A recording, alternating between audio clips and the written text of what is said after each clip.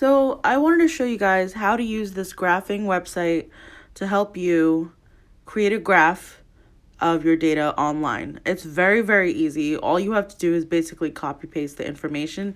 You don't even have to make the graph. You're just going to click on this website right here where it says graph your data.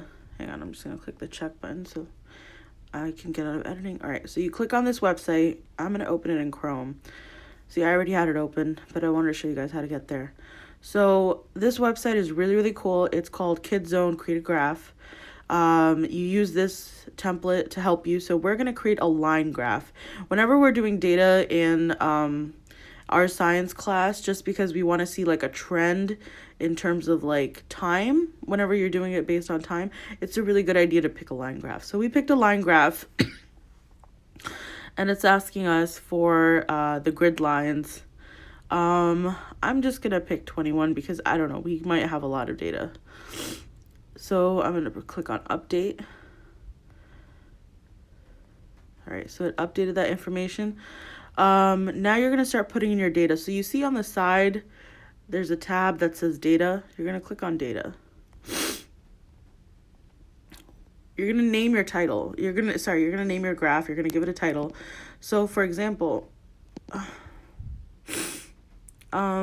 let's see, you're a marine ecologist, and you are looking at the years and the number of breeding pairs of these chinstrap penguins. Look at them, they're so cute. Do you guys know what a chinstrap is? You know those, the beard with that looks like a line. Anyways, it's funny that a penguin would have it. So you're looking at the data right here. It looks like it's going from 1976 all the way to 2002. What should we name this? Chinstrap penguin data. Chinstrap penguin. Yeah, let's just do chinstrap penguins.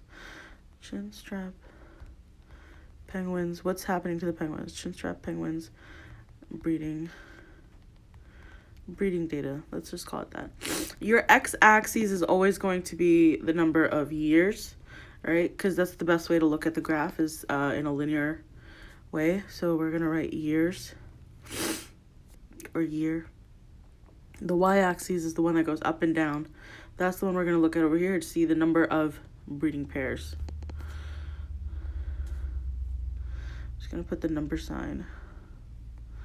Number of breeding pairs. Okay. We don't have to put in the source.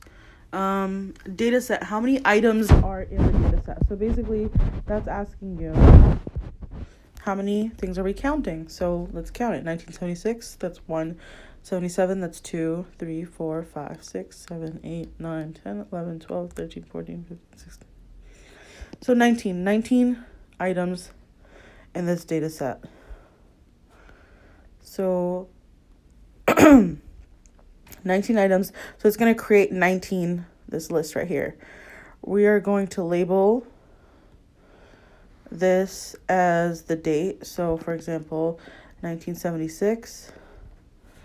And on the second space right here, it's kind of weird on my phone. I don't know how it's going to be on the tablet. Let me see if I turn this around, if it changes anything. Oh yeah, that makes it a lot easier. So the value for 1976 is going to be what we just had. So that was 10.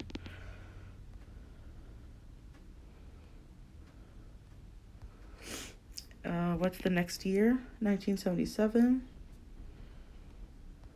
And the value for that is 42.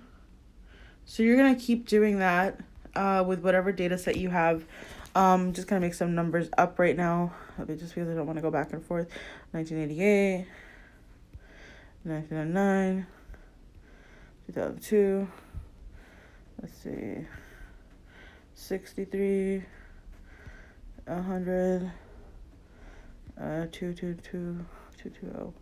So I just made that up. Now, the minimum value on the graph is going to be your lowest number. The lowest number is always 0. Maximum value, let's see the highest number that we have here. It is 250 is our highest value. So let's put 250 up here.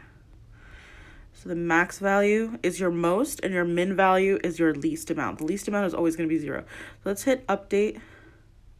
Okay, so our graph should be updated. So what you're going to click on now is the word preview. Let's click on preview. Look at that. Okay, so did we make this wrong? No, we made this right. Okay, so what you're going to do is you are going to just put it in the center, zoom in, put it in the center. So this is not what your graph should look like. Your graph should absolutely not look like this. If you put in all this data, you should see a linear pattern. So it should be slow and gradual. It shouldn't be like this dramatic. Or maybe it would be. I don't know. When you do it, make sure you include all these numbers. The only reason I'm not doing it is for the sake of the video, to keep it short, so I can upload it. And so you can also do your own work. So what you're going to do is you're going to screenshot. So I just screenshotted that. All right. I'm going to go ahead and edit so it just becomes cropped out. And I'm going to save to photos. And there you go. You're done. So when you get the chance to make your Google Slides, you're just going to copy the picture from your photos and insert it into